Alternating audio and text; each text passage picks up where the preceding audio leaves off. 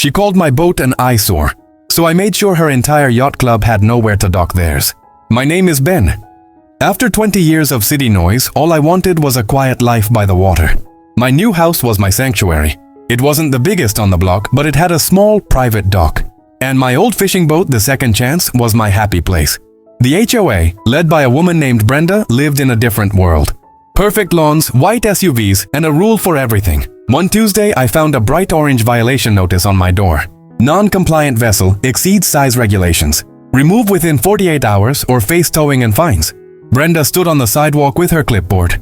Ben, that barge is an eyesore, she said, not even looking at me. It lowers property values. My boat was paid for with memories of fishing with my dad.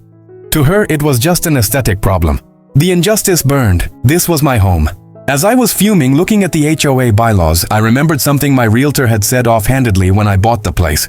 I dug out my property survey and deed. There it was. A clause. A sliver of land that ran along the western edge of the neighborhood.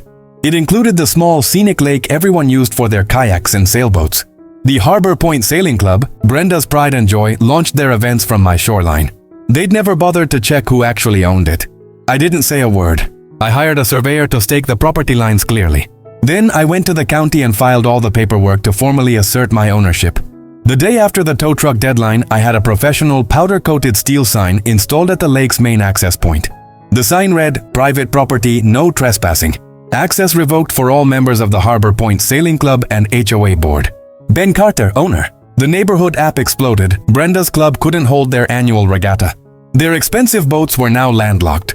The very people who supported her petty rules were now furious with her for costing them their hobby. Brenda had to resign. The new HOA president, a guy I actually fish with, came over to talk.